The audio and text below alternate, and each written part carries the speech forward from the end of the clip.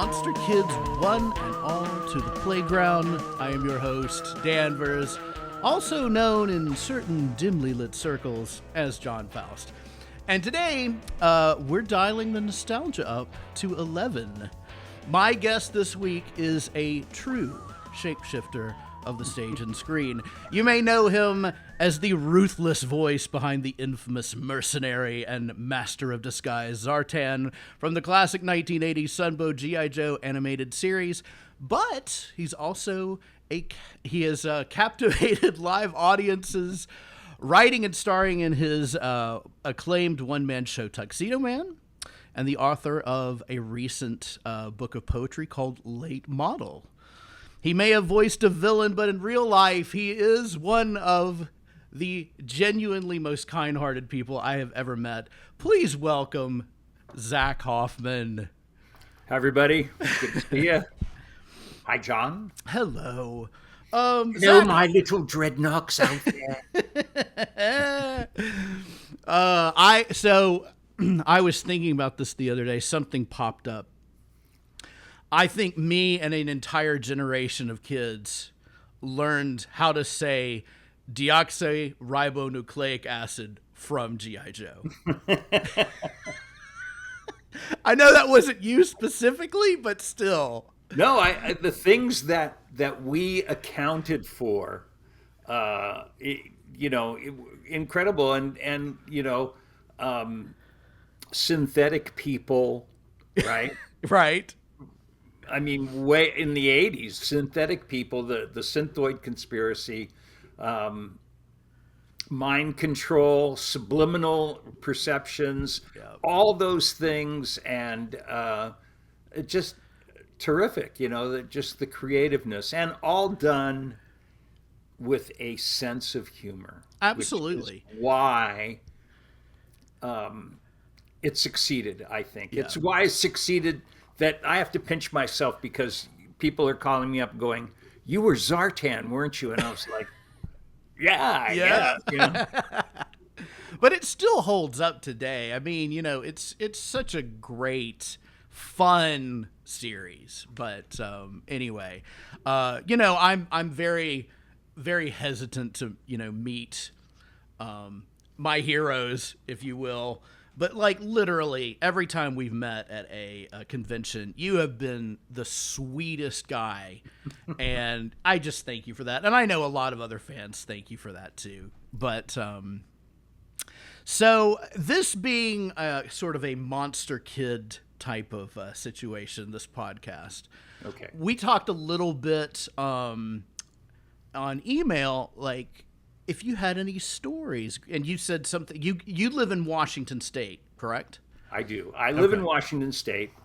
I was born in Buffalo, New York, and then grew up with my grandparents in Toronto, Canada, until I was about 10, and then moved to Los Angeles, and then would spend part of the summer back with my grandmother in Toronto. So I got very close to my cousins in Toronto, but I just have to talk about monsters, and I love this because the people, first of all, monster stuff was super big when I was growing up. It was super big. We had a show. Well, this is when I was more of a teenager, but we had a show on, I think it was Saturday night in Los Angeles, called Jeepers Creepers, and he would show the old, he would show old monster movies, and he had bad makeup and talk like this. We have a great show for you. And that was him. That was Jeepers Creepers. And we'd love to do his impression. And he had a skeleton with a wig on it in a car. And it was the little old lady from Pasadena. And we'd love it, and we'd watch this show religiously. Also, all of our people that we watched on television that were our heroes started off in horror movies or monster movies. Michael Landon, I Was a Teenage Werewolf. Steve McQueen, The Blob. Yep. Peter Graves, before Flicka and before, certainly before Mission Impossible, he did a couple of horror movies, but the one that was the great one was called The Beginning of the End with the giant crickets. Yeah. Yeah. So you got that going on. And then, so for me and my best friend Barry Hogan, the rite of passage for us were a couple of movies. And it was like to not run out, right? You'd have to sit there and take it, you know. Oh yeah. One was at the Pickfair Theater. I will never forget this. And I met David Hedison briefly, and I regret that I didn't tell him how much he meant to us. But it was the movie The Fly, the original Fly, with him and Vincent Price. And that ending, for a kid, you know, for an 11-year-old, was terrifying. Oh, right? Sure. Yeah. And the other one, also with Vincent Price, was The Pit and the Pendulum. Oh, of course. What a great movie. I adore Vincent Price so much. And one of my other horror host friends, actually met him at a lecture and said he was just the sweetest guy, that like Vincent Price wanted to know about his stuff and his acting and, you know, that kind of, and just, you know, it's wonderful to hear that kind of thing. So, but I have my opinions about Roger Corman and how he dealt with things, but I love Vincent Price and his films. So, you know, but I think that's fantastic. The other thing that we did was we would go Saturday to the Pan Pacific Theater. And that was on Gardner and Beverly, I believe. Yeah. And there would be, you know, they would show cartoons and a double bill, and there would be, I don't know, but rarely would you get a monster movie, and occasionally we get like one of these Japanese movies called The Mysterians, you know, and okay. But you know, and then I love the cliffhangers. Oh yeah. Rocket Men from the Moon, and So one of my most popular things I've hosted is the old Flash Gordon serials. Right. And I loved them. I just love how unbelievably cheap they are, but how much fun they are. It's just, oh yeah.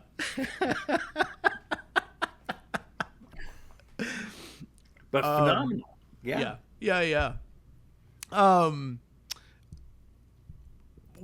So were there any, for instance, I was going to ask, were there any like ghost stories or experiences you had like in Toronto or anything? And I'll give you an example. So I grew up in Charleston, South Carolina. And so I was surrounded by ghost stories and pirate stories my entire life. And that had a heavy influence on me and kind of the things that interested me as an adult and my writing and so forth. But were there any of those kind of inspirations for you? Did you, you know, latch on to any kind of local stories or anything in Toronto or in Washington? Not so much. I don't know. Not so much ghost stories. Yeah, that sort of throws me. I didn't. I guess, you know, I had enough trouble growing up. As did we all. Oh my God, yeah. So you know, childhood brings its own trauma. So exactly. Yeah. Can I talk about contemporary horror movies? Oh my God, please! Anything you want to talk about. First of all, I just watched again Companion, and if you haven't seen it, it is terrific. I don't think I've seen It Companion. is wonderful. It is Okay. wonderful. And Okay. it isn't. It's a horror movie, but yeah, I don't know. Yeah. But Yeah. I just want to say this. So I love a good horror movie that has a sense of humor, Yeah. right? I think The Hunt is one of them, although you can't really classify it as a horror movie. It's sort of like I don't even know what it is. It's sort of a political satire, is what it is. Mm-hmm. But there's a movie called Freaky with Vince Vaughn, Okay. and it is a takeoff of Freaky Friday. And Vince Vaughn plays a serial killer, and he's about to kill somebody with this cursed knife, and a lightning strikes, and he switches body with a 17-year-old girl. And when Vince Vaughn, the body of Vince Vaughn is in the 17-year-old girl is in Vince Vaughn's body. That movie is absolutely hilarious. It's hilarious. And it's got everything that a slasher movie should have. Oh right? my God, that's great. I haven't seen have this, to but see I this. will. So you never lead me wrong. I think when we were at the convention in Houston, you said something to the effect of, "We just saw Cocaine Bear," and I think maybe a month later, or, a couple of weeks later, it was on whatever streaming channel, and I watched it. And it was one of the funniest things I had seen in a long time. I just thought, what a surreal, bizarre film. Oh yeah. Can I now? I tell you the story now. Is Please. that it was my birthday, and they said, "Where do you want to go?" And I said, "Well, let's go to the movies." And they said, "What do you want to see?" And of course, I said Cocaine Bear. And I said, "But it's not for everybody, but it's definitely for me." And so they went, "Oh yeah, we'll go." So there were like 9 of us, and there was a couple, 2 women, my friends, Katie and Penny. And so we're laughing and screaming, and the girls are just screaming and yelling, and one of my buddies, my best buddy, Mike, is sitting next to me. And there's a particularly gruesome section Yeah. which starts at the ranger station, Yes. Oh, yes. and then goes all the way until the ambulance takes off, right? Yes. And when that scene is over, my friend turns to me and he goes, "What's wrong with you?" That's the greatest compliment somebody could be given. What's wrong with you? It's just the just tongue-in-cheek nature of it. But the actors, well, I think for the most part, were just playing it completely straight. Ray And it Liotta was terrific. Oh God, it was so fun. It's such a fun, stupid movie. I love it. And I can't remember the name of the actor, but he was on The Americans. He was in the beginning. He was throwing out the cocaine. Yep. He was tremendous, and just a small role. Yep. Oh, it's so good. That kind of segues into something. I know you have talked about G.I. Joe till you're probably blue in the face, but Only in the sunlight. into sunlight. But I've got a couple of questions, mostly Sure. behind the scenes. Okay. So I've done some voice acting before, and I know how people cut up and just be silly in the booth. Do you have any stories of you guys being in the booth and just all chaos breaks loose? Because I know you had to have looked at some of these scripts and like what in the hell? Well, the joke. I mean, like, it was a lot of fun. There was a lot of laughter because there were so many people in a studio. So I met Sergeant Slaughter. Oh yeah, and yeah. he sort of got gypped because he was on the road being Sergeant Slaughter. So when he would come in, he would be on an ISD line and he would be alone, and Wally would record his lines, the rest of us, right, we're all facing off. There's at least, I think there's 6 to 8 microphones in the studio, and the Joes are facing the Cobras. You know, it's angled, so we can that's sort of so see great. each other. Yeah. And yes, you've got to understand, now you're standing in the studio with all the guys that used to do impressions in high school, Yep. all the class clowns, all the smart asses. They're all there, and they're all like, you know, like, let's go. You know, like, let's go. Yep. And one of the funniest bits was, for me, you know, like I guess it was Michael had a line like, oh no, it was probably Chris's line. It was like, now go and get in the Cobra copter now. And then Michael would say, available at toy stores everywhere. So anytime there was a something that they were naming, somebody would lean into their microphone and go, available at toy stores everywhere. Just tremendous, you know. And my God. Yeah, a lot of fun, a lot of laughter, and you know, a lot of real, you know, like, and you got to understand. So if they had all of us there, which they did for the, I guess, the 5-parters, so there were like, you know, 10, 12, 14 people there, and so there was a party in the hallway, you know, like there was a studio and then there was another party in the hallway. Oh my gosh. And it originally was at, what was it? Arts West, I think, was the studio it originally recorded at. Okay. Which was also the studio that they voiced over the original Power Rangers. Okay. Yeah. So so then Wally needed, you know, a bigger studio, and so they went up to we were on in Burbank. It was Wally Burr's studio in Burbank. Oh wow, that's so fantastic. Yeah. I can't remember the studio. I've taken a couple of workshops. I did one with Pat Fraley, and I've done some with Michael Bell. I can't remember the studio we went to. Anyway. But available at toy stores. Available at toy stores everywhere.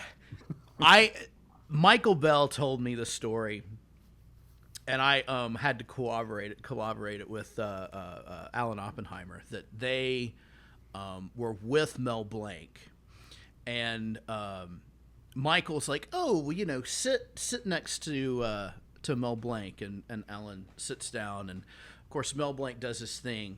And Alan Oppenheimer is just saturated with spit from Mel Blanc just doing his thing. And Alan looks at Michael. He's like, thanks a lot. And Alan just like, yes, that's absolutely true. So, so hysterical. And, you know, I know that some of the voiceover shenanigans from Thundercats kind of leaked out online and some of their stuff. So I've never heard anything from you guys, but I always think it's fascinating just hearing the stories behind the scenes. That's the Sicilian thing. Oh, loose lips, sink ships. Sink ships. Yep. Oh, that's great. Tell me a little bit about your one-man show, Tuxedo Man.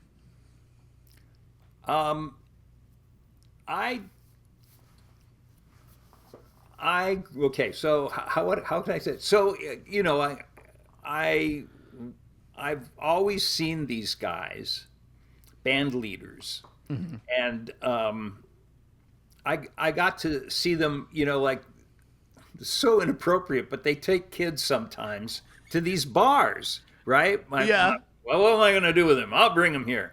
And so we went to a couple of clubs, and I got to see, you know, band leaders and stuff, and, you know, those lounge singer guys. And every time they had been portrayed, they had been portrayed cartoonishly. Not that Bill Murray's Lounge Singer isn't hilarious Right. and isn't fabulous, but they'd never. I don't think a Lounge Singer was portrayed as a real 3D human being. Right. Right. And so I took some of the stories of my life or some of the things that I was, and some of the things that weren't, that you get to make up as a writer, and created a Lounge Singer where you meet him backstage getting ready, and he's talking to a 10-year-old kid whose dad runs the kitchen and he runs the nightclub. Yeah. And this kid's stuck in the back with Nick Sands, and Nick starts telling him stories about the old days in L.A. and and he's talking to the kid. Yeah. And then he hears, he's got to go out on stage, and then the stage revolves 180 degrees, and he walks out and does the set that he's been doing for the last 30 or 40 years, right? Yeah. With some modifications to try and be a little more relevant, right? Right. So he's got a couple of things that he does, and then he's obviously got the one thing that he does at the end which is called a medley, which is, and somebody said, did you do the medley? Did you create the medley and then work backwards to the play? And almost yes, that's almost true, but I was working with Gary Austin, the late great Gary Austin, who helped to create the Groundlings. Yeah. I've been working for him with Gary for years, and I brought it to him, and I had a 40-minute version of it, and we did it locally, and it was terrible. It was like it was flat. It didn't go anywhere. Yeah. And I was writing with two really wonderful guys, Robert Ray, who's a mystery writer, and Jack Remick, who's not only a poet but a phenomenal novelist. And so we would be writing together in one of the local coffee shops in Seattle. And I came in after after the flatline experience. Mm-hmm. And I was like, I'm like, this is never going to work, blah, blah, blah, blah. And I just shook my head and I just said, where's the arc? Yeah. And they both lit up and they went, oh, we've been waiting for you to ask us, and then they talked about an arc. Mm-hmm. And then I was able to write for another month and then create this arc. And it just changed the trajectory of the show. Yeah. And the show became what it was, more popular. And then, you have while you're working, and Gary was traveling. He was back in LA. He wasn't available. So I went looking for another director and found a fantastic guy named Ben Sherman, who knew these guys. Yeah. And Ben was tremendous. He was he's really an educator, a teacher, and loved acting, and was a really good director. And I know that name, Ben Sherman. Yeah. I'm trying to anyway. So Ben worked for Disney for many years, Mm-hmm. and he helped create the Electric Light Parade. Oh yeah. Okay. Yeah. Okay. And but the one of his other jobs was he would book acts, and they had a sort of a New Orleans. They wore the red and white stripes, and they were all I can't. But these were the musicians. Yeah. These were the guys that played the American Songbook. Like the barbershop quartet guys. Right. Well, like barbershop quartets, but not singers, but musicians and Okay. Dixieland Band. Yeah. The Okay. Dixieland Band. And so he knew these guys, and so he knew what I was talking about, and so we both spoke the same language, and it's so great when you fight with people over certain things, but doesn't matter. You go back to doing it, and I think the hardest thing. He's funny. This guy. Yeah. This guy is funny, and I was like doing this monologue. It's an 88-minute monologue, but I'm doing the opening monologue. And they're not laughing, and we were like thinking, and I went, I got to tell a joke.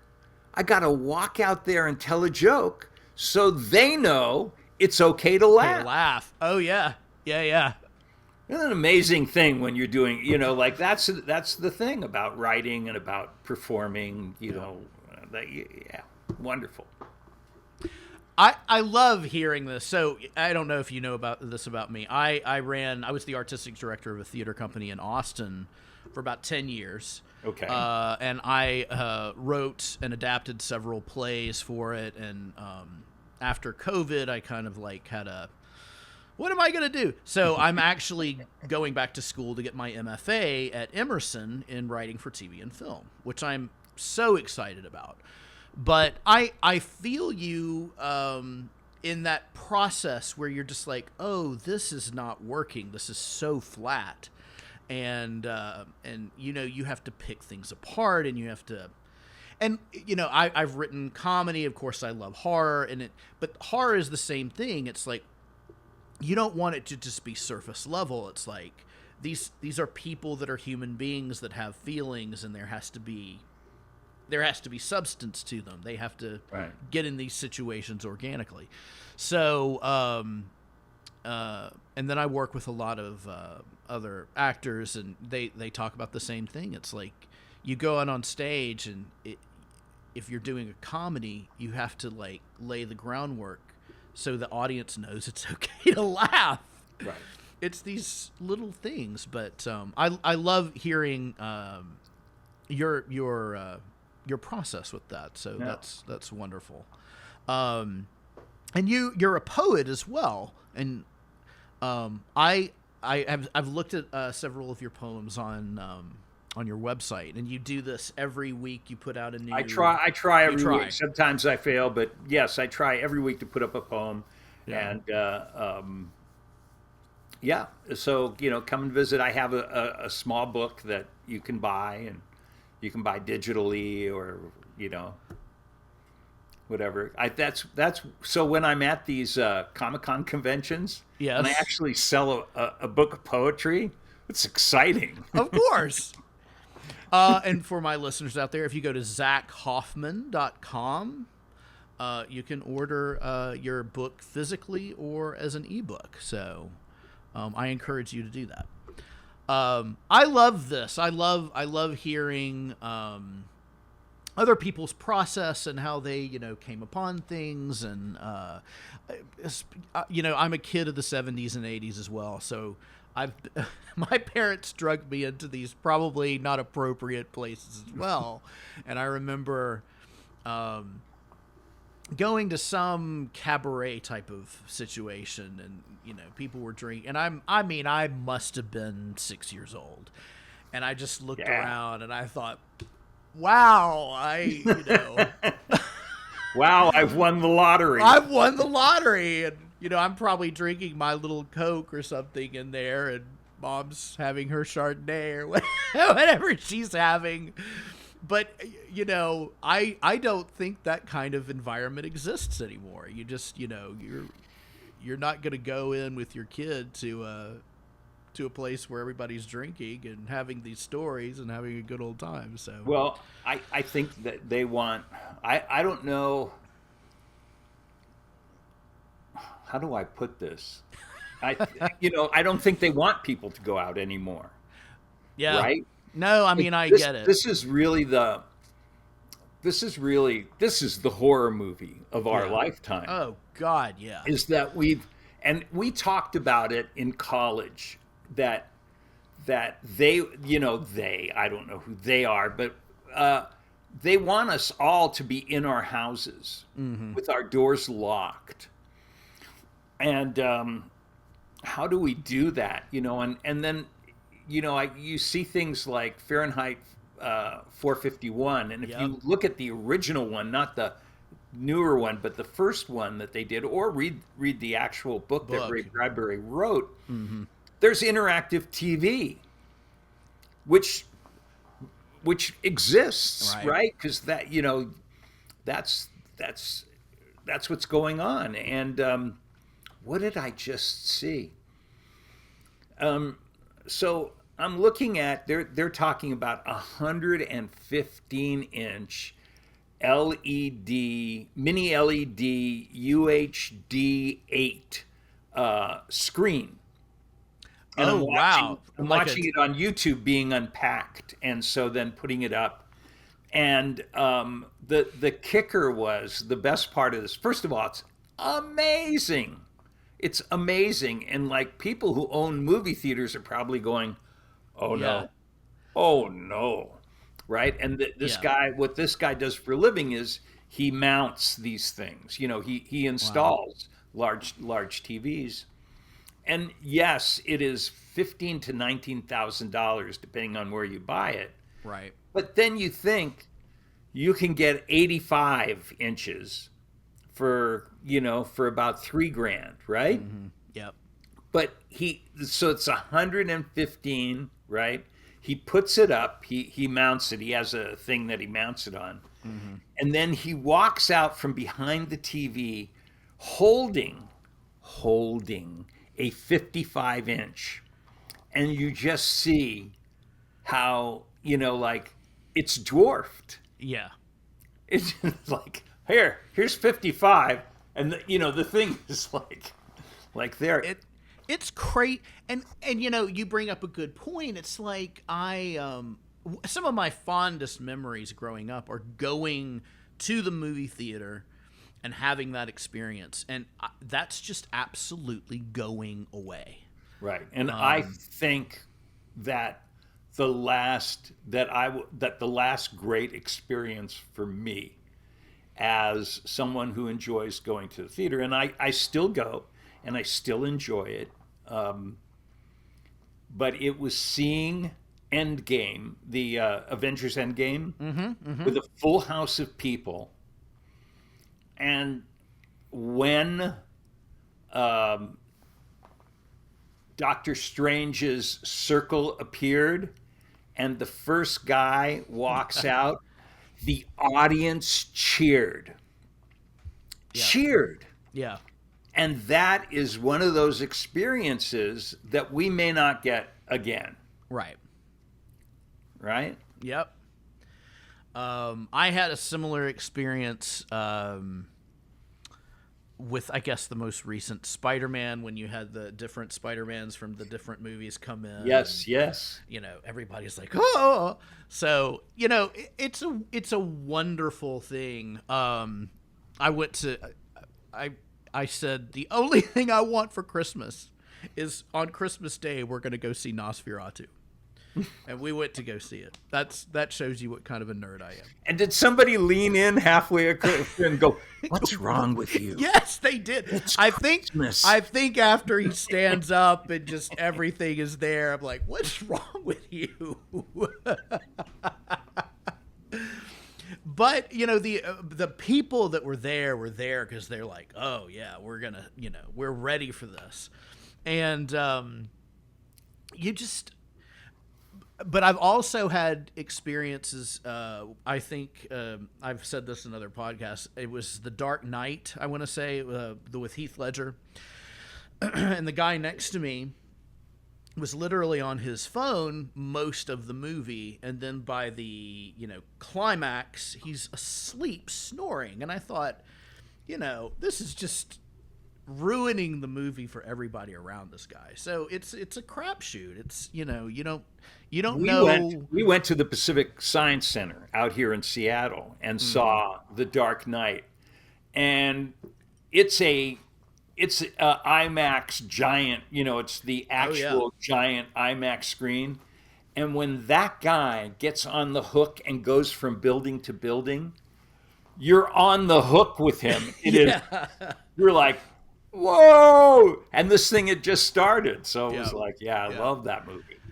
I've seen something in IMAX, something dealing with space and a spacewalk and so forth. And I remember feeling sick to my stomach, and you could literally experience how high you were being like on the International Space Station and looking down at the Earth. And I thought, oh, I could never do this. But it's you're right. It's like you have that visceral reaction to a screen that big. So when you have TVs that are going to emulate that, who knows what's going to happen? It's just I mean, I love technology, but at the same time, we're kind of grasping for analog to some degree as well, because it's Absolutely. just become so overwhelming. I don't think that they're ever going to replace live theater. No, because there's nothing like that. I think I'm trying to think what the last one is. We went to see, we go to see new works and things like that, but sure. How when like I have a list of like, I have to see this, like when it comes, I'm going to see it. And oh my gosh, the Book of Mormon, because the boys. Yeah. I love the boys. They're great. And the Book of Mormon, and it did not disappoint. It was really terrific. Yeah, it's just a fantastic show. And the people in live theater, I mean, what it takes to put on a show, it is really something. And there is nothing like the connection that one human being sitting in the audience gets from seeing another live human being out there. Yeah, agreed, 100%. I'll tell you a quick story. So I wrote here. I'll plug my book. Yes. I wrote a stage adaptation of Night of the Living Dead. And this is sort of a coffee table book I created because it's got archive pictures and so forth, available on Amazon. But we did it twice when we had the theater company in Austin. And one night, of course, I directed it specifically so that you're literally right in people's laps almost. So, when they're having the scene with the feast and they're eating the people, you're right there. But this was a really old, gross theater that was literally built on top of a landfill from like the 1940s. And they had a rat problem. And during this scene, we just heard screaming from several girls. And this rat had like run across the stage during all of this. And I started laughing hysterically because what a more appropriate moment for something like that to happen. But you cannot make stuff like that up. And then when things like that happen and the actors have to keep going, it's just, and the audience knows like, oh, are they going to crack up or what's about to happen? You cannot artificially create something like that. Right. So I love live theater. I love it. But you're right. I don't think that's ever going to be replaced. But I I do think that, like, as things become available through streaming and so forth, and you have these wonderful TVs, I mean, yeah, why am I going to go pay $20 for a ticket at the movie theater when I can sit here and watch at home? I know the other thing that's happening is people are going back to physical media because either they're changing things in streaming, like they're like editing the movie, or it's just not available anymore. They'll pull it. So it's very strange how this ebbs and flows, but Right. yeah. I remember being so content with my little black and white box TV back in the 80s. I'm like, Sure. this is it. So, Well, yeah. Like people gathered around the TV. yeah. Not just you, but there were people that gathered around the TV. Yeah. you Yeah. know, Yeah. and yeah, I think that there are moments when this technology will make people shift, or it's not only the technology, but it's it's this generation or that generation, right? It'll just change. It'll just change. We'll make a jump. Yeah. And so, my suggestion is to take all the movie theaters and turn them into pickleball parks. Do it now. Yeah. Get in on the ground floor. Agreed. And you're, speaking of which, you're a very avid tennis player, correct? Yeah. I am. My mother, I mean, God, she went to tournaments and did all this. Tennis was her life, back in that. It runs in the family. It does. It runs in the family. It racket sports, like, I don't know what it was, but you put a racket in my hand when I was a small child, and away I went. And then I just played racquetball for forever. And Yeah. In my 50s, I couldn't play racquetball anymore. And so my friend came over and he said, "Come on, we're going to go play tennis." I said, "I don't know." And he said, "Well, it's there's not the bending, because that's what was killing me." Yeah. And then when you play competitively, you only know how to play a certain way. Yeah. So I had no basis for playing competitively in tennis. Yeah. So whoopee, I went and I started taking lessons, and one of my bucket lists was to go see the pros, to go to a tournament. And I've gone to a couple, the smaller ones, like, I like the smaller ones. Yeah. Yeah. I want it. So the next one I want to go to, and this is my thought, is there's a clay court warm up for the one that's coming up, Roland Garros, and it's in North Carolina, I believe. Yep. That would be the next one. I think Palm Springs, I might go because I have friends in Palm. It's the Palm Desert one. I have friends out there. I'd like to go. But I've gone to Toronto, which was a hoot and a half. And then I went to Cincinnati because I had friends there. And I went to what's they call the Southern Western. And I had this stuff. Oh man, there's a dish that's very famous. It's like spaghetti with chili on it. I've heard of this. Okay. Terrible. Oh, I mean, it sounds horrible. I love you, Cincinnati. I've heard of it. It's terrible. What are you people thinking? Oh God, yeah. There's some strange. When you get up into that Midwest area, they have some strange dishes up there. So. We just loved it. Getting to watch Guy Monfils warm up, Wow. I'm very close, like I'm right there. He's right there, and I'm watching his, warming up his strokes, and that went away. I had a thing that said check your connection. I don't know. Oh, I see. Oh, okay, good.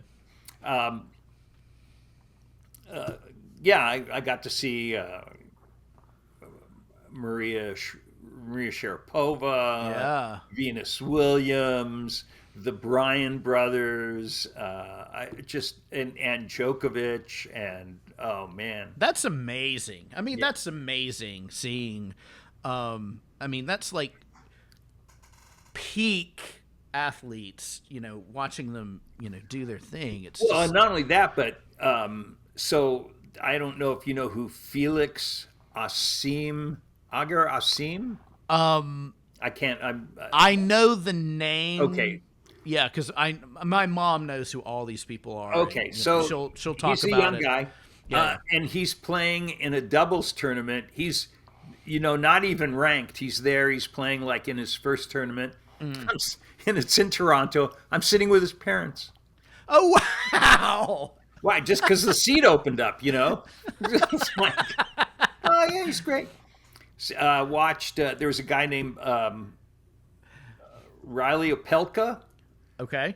Giant. He's like 6'6", 6'7". He's got 135-mile-an-hour serve.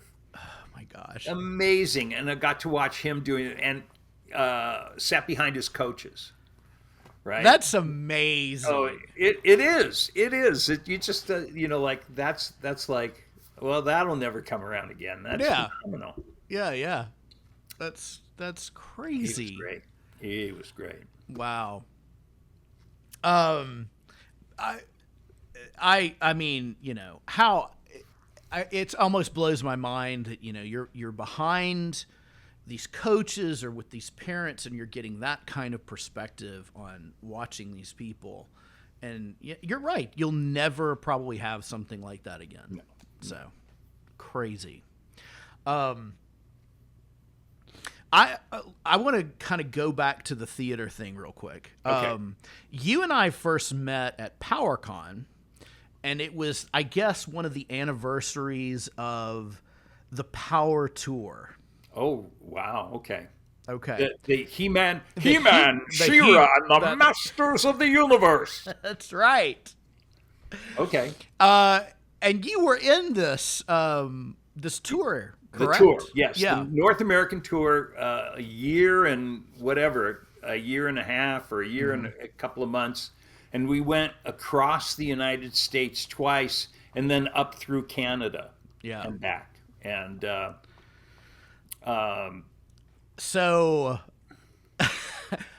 when I grew up in Memphis and in Charleston. Okay. So when I was young, we were still in Memphis, and you guys came through, and me and my best friend went to go see this. I was probably a little old to be going to this thing, but we went to go see it.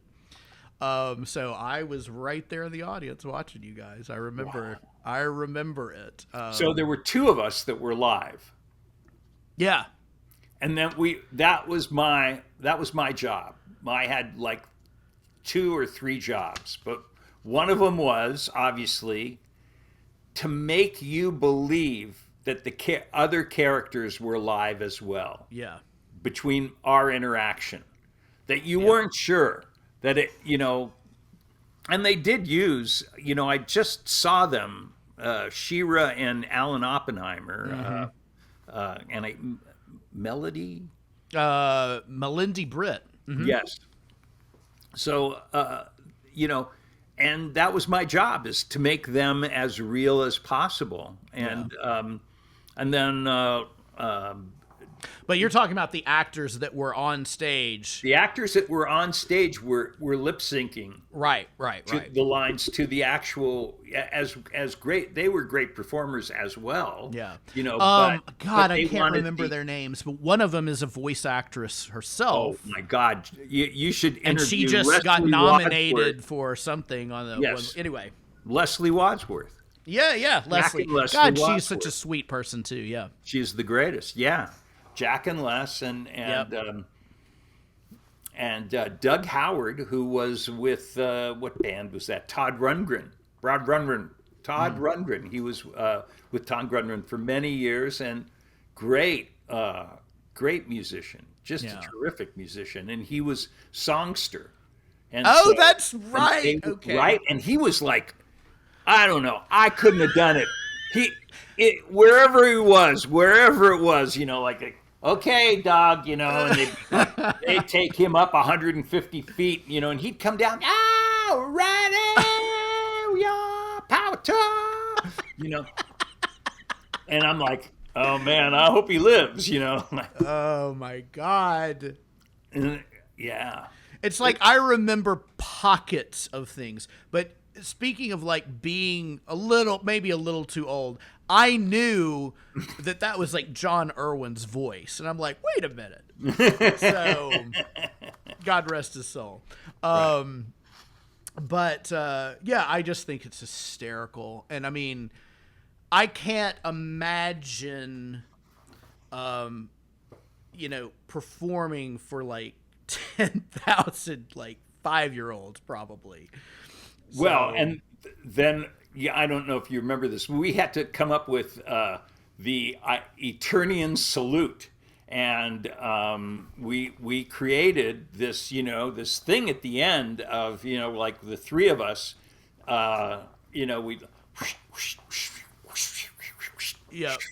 we're, and then and then oh God, the Rooney family, who own the do they Pittsburgh Steelers? Is that who the Rooney family owns? Okay. Right. Okay. So anyway, it's one. I guess his son. They had the concessions, and they had those little power sticks, right? Oh, okay. Yeah. And so we do the power. I have the power. And, we go off, and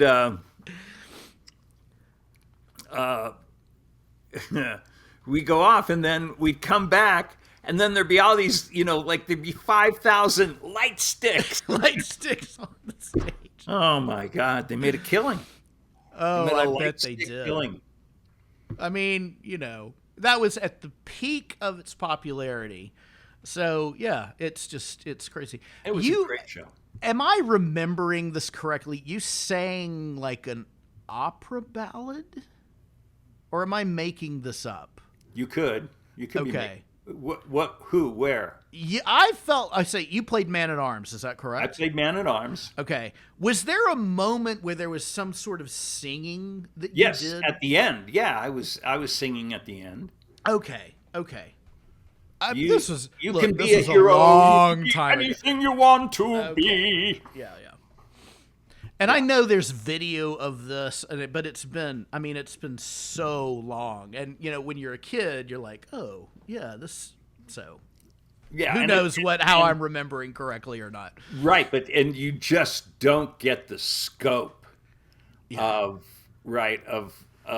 what they were doing. And I mean, it was really great. I mean, Tony Christopher was the director, and Forbes was the assistant director, and Ford Candish.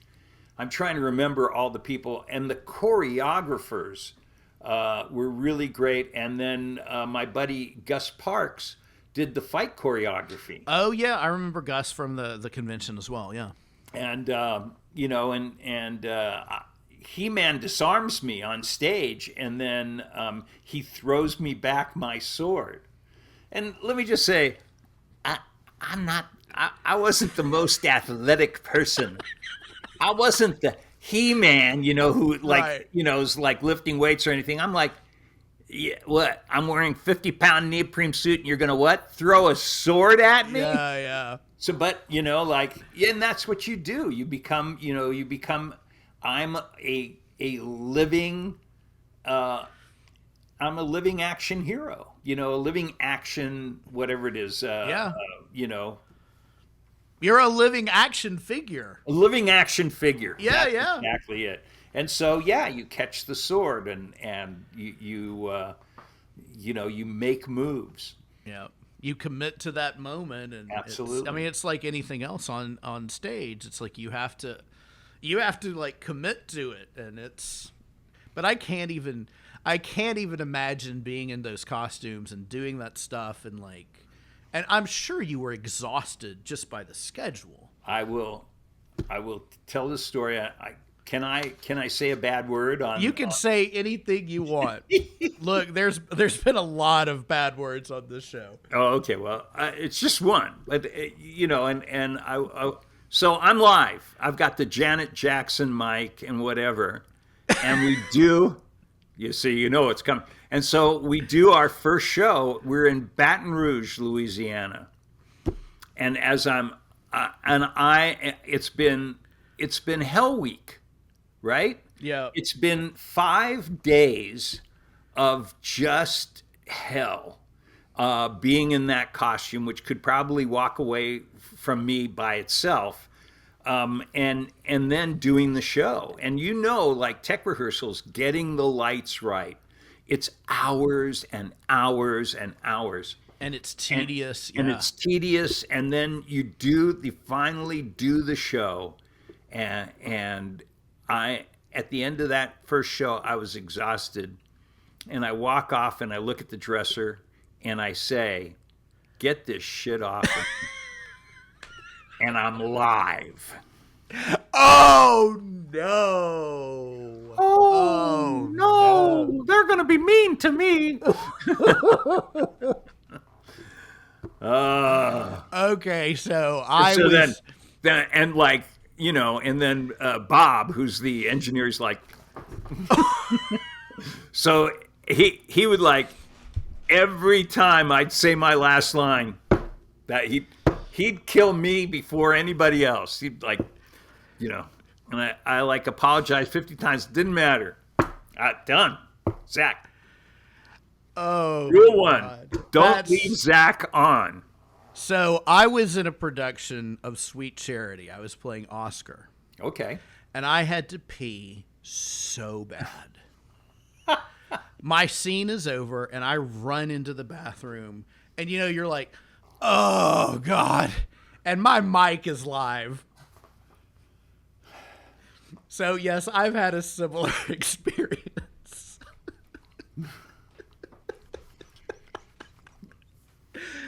Oh my God. Fun stuff. Yeah. Has there ever been a show or a situation you've been in where you're just like, I hate this? And you don't have to name names necessarily, although it's so much more fun if you do.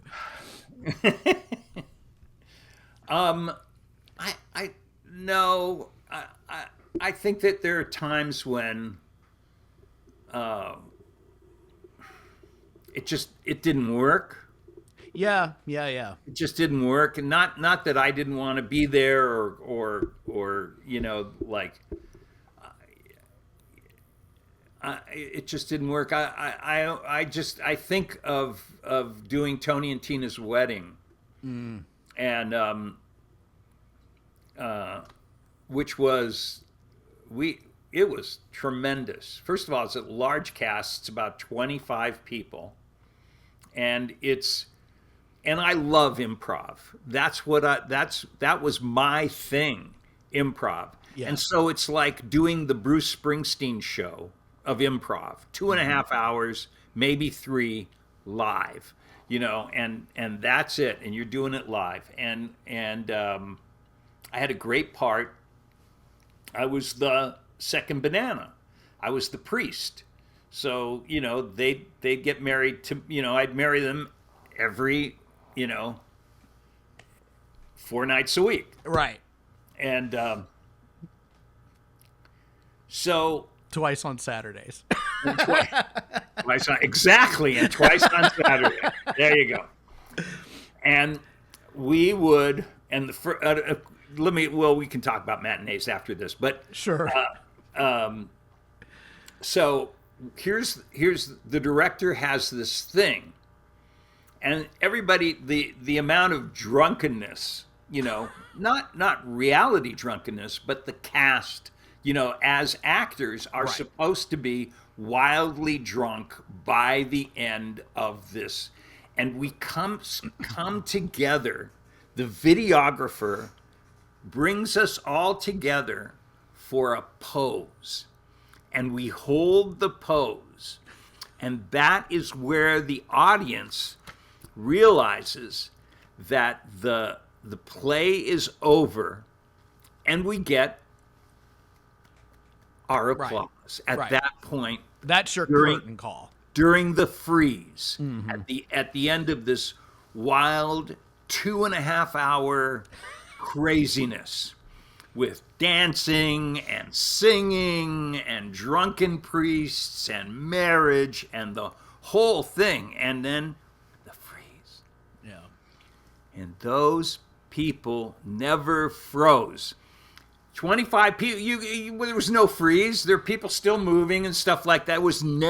It never happened. And by the time the audience realized the play was over, I was already in the dressing room, along with half the rest of the cast, and we would hear, and and trust me, I'm an ego feeding, like whatever, right? Yes. And I'm not getting any applause. I'm not getting a bow, nothing. Pooh. And so I'm like, I'm crazy. I'm like, you people, Yeah. And then I thought, that's clearly a shortcoming of the director. They should have directed that in a different way. That's my personal opinion, but that's the way it was, Yeah. And but this is the beauty of it. Am I doing the show because I need to get that applause to fill me up? Mm-hmm. Or am I doing this show because I love what I'm doing? Yeah. And that I'm, and this is my job to do it.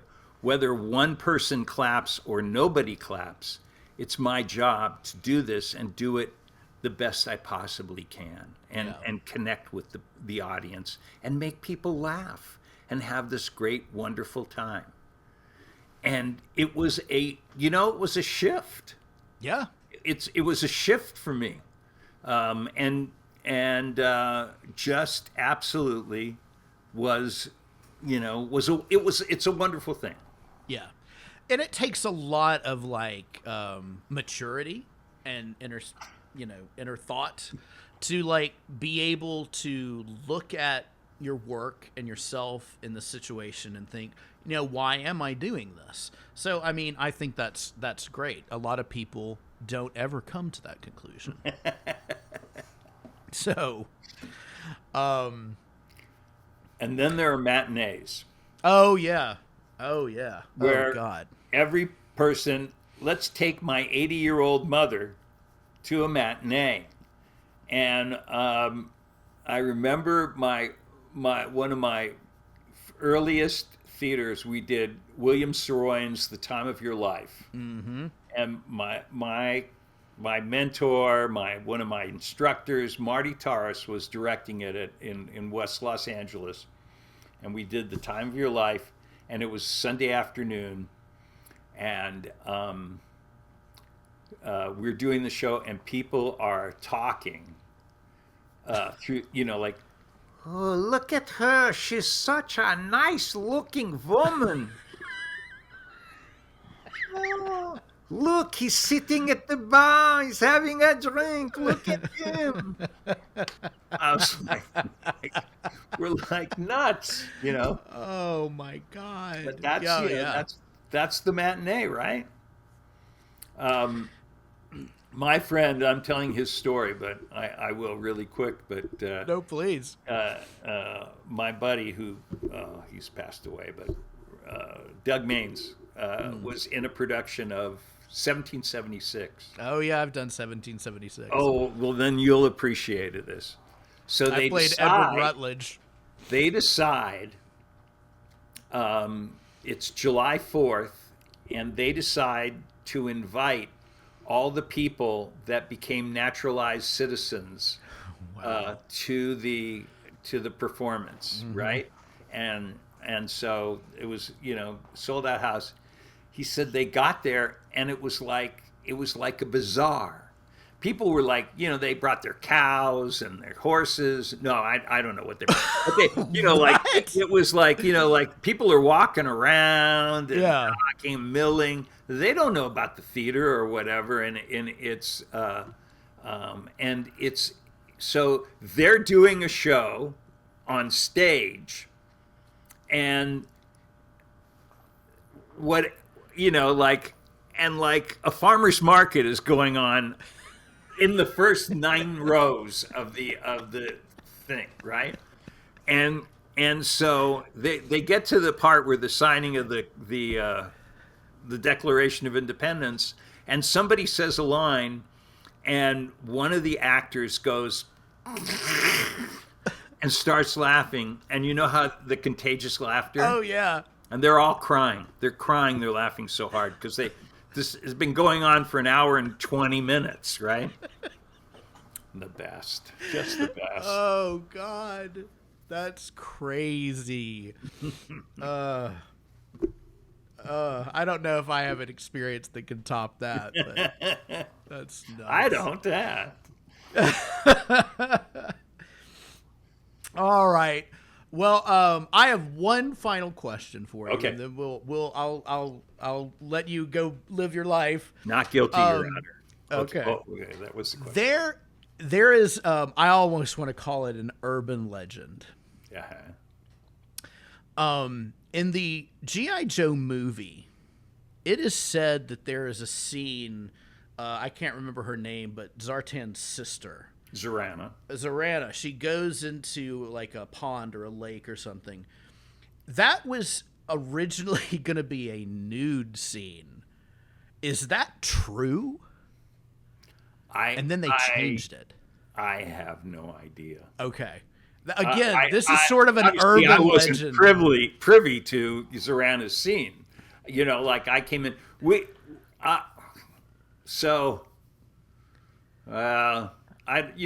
it's great, and people love that movie, and I don't want to unlove it for them, but I just think that, originally they killed off Duke in that movie, so Yeah. I wouldn't be surprised if there was a.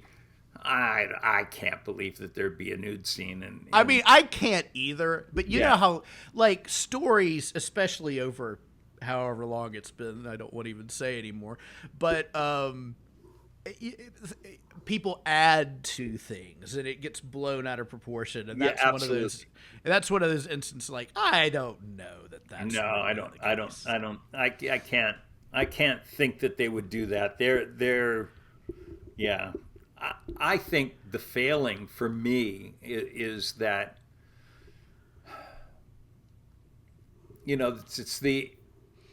they didn't, stick with what got you there instead of trying to bring in too many new characters. Yeah. And it was, let me just say, it was awesome to walk into a studio and Leonard Nimoy is there. Oh, and wow. Don Johnson is there. And the studio itself, Paramount Studios, was owned by the Brolin brothers. Okay. So I was talking to, all of them, all the Brolin kids. That's what I they don't did. think I ever knew that, but anyway, Yeah, go ahead. they own the studio. They own Paramount Studios on Santa Monica Boulevard. Was Santa Monica? Yeah, it was on Santa Monica Boulevard. And it was. They were great. They were great, and it was star-studded, and I had a great time, doing it. But yeah, I hope that one day they will make a G.I. Joe movie more to the spirit of the show. Yeah. And- Like a and live look action is what you're look saying. what it took Tom Cruise to figure it out. It took him 3 movies in the Mission Impossible franchise. Yeah. And there was like, the first one was like, what do you mean Phelps is a bad guy? That's ridiculous. Okay, so people who love the show. And then the second one was, yeah, it was good, but it's a John Woo movie. It's not Mission Impossible, Yeah. right? And I love John Woo. What is Hard Boiled? One of the Oh, great yeah. action films of all time. Yeah. But Yeah. not- Yeah. But then that third movie with Philip Seymour Hoffman, that was it. Yeah. That was a Mission Impossible movie. Yeah. And then they took it on from there, and yeah, we're going to get the finale. And I always think, of Batman, and I think I've talked about this before, but Batman and Tarzan, I don't need to see a young boy in front of the grave of his parents anymore. Right. I We don't don't need an need origin to story see again. A And little again. baby with apes anymore. Yeah. The guy in the loincloth with the big knife and the big chest, that's Tarzan. I can guess. I'll guess. Tarzan? Yeah. Let's pick up the story in the middle and keep going. We don't need to. Yeah. I Which agree is- with you. And I watched two of my favorites, which are the My Tarzan, which was Gordon Scott. Sure. Although if you watch Tarzan of the Apes, I think that's the one with Johnny Weissmuller Yep. before the Hays Code. Yeah. Holy moly. Yeah. That should be rated R. Yeah. That's some I erotic swimming. adore those films. Yeah. Yeah, he was great. But the Tarzan's the Magnificent and Tarzan's Greatest Adventure, which it's Tarzan's Greatest Adventure first and Tarzan the Magnificent. Although I don't know if the Magnificent holds up so much. The Greatest Adventure is pretty good. Yeah. But they start in the middle. Yeah. Both these they start in the middle. Well, I mean, they took their audience a little more seriously and they said, we know the story, so let's just, let's get to the good stuff. So Let's get to the good stuff. Yeah. That's it. And that's you learn that in acting class. Of course. Start in the middle. Start in the middle. And those are all the that's where improv comes from, but that's all that improv is to get you to that point. Right. So Absolutely. that when you walk on stage, you're in the middle of it. Yeah. Did you study with the Groundlings at all? No, I studied with Gary personally. Gary had a master class, right? Monday nights, and I studied with him for the longest time, not with the Groundlings. I worked with a company called the LA Connection. Oh yeah. Oh yeah. Go. So I have this incredible crazed thing with Night of the Living Dead. One of my favorite things is the LA Connection riffs on Night of the Living Dead and like redubs their whole. So yes, one of my favorite episodes of all time. So anyway, when I did one of their first, which was Brainiac and Bride of the Monster. that's right. I'll have to go back and watch that. Oh my God, I love that so much. That's so cool. Yeah, so that's where I learned. That's where I studied. Then I studied with Estelle Harmon at the Actors Workshop, and then a lovely woman by the name of Lillian Chauvin, Okay. and she was in Predator 2. Yeah. And also she played Jean-Claude Van Damme's mom in Universal Soldier. Oh my gosh. Okay. Which is That's one crazy. of the great lines of all time. Oh yeah. When he walks back in and this whole farm is destroyed. Is everything all right, Mama? No! No, it is absolutely not all right. Oh, that's great. Zach, thank you so much for being part of this and being silly with me for an hour. Happy to. It's great to see you, and if you're ever in Houston, I'll buy you dinner or All right. Something like that. So All right. be well, and I guess we'll talk to you in the near future at some point. Absolutely. Thank you, everybody. Go visit ZackHoffman.com. I just want one quick thing. I'm going to be at JoeFest in Atlanta on June 20th through the 22nd. And you can go to my website and you find out how to get there. And then also the 27th and the 20 through the 29th of June, I'm going to be at the DWF, which is the Dallas Fort Worth G.I. Joe and Action Figure Show. Okay, that's and I not will far be from there. me. So come and say hi. Absolutely. And I will put that, if this will be on YouTube as well, so I will put that in the comments section so everybody can see that. Excellent. Awesome. All right, Zach, thank you so much. Thanks, John. All right. Until next time, I'm John, and this has been Monster Kid Playground. We'll see you next time. Cobra!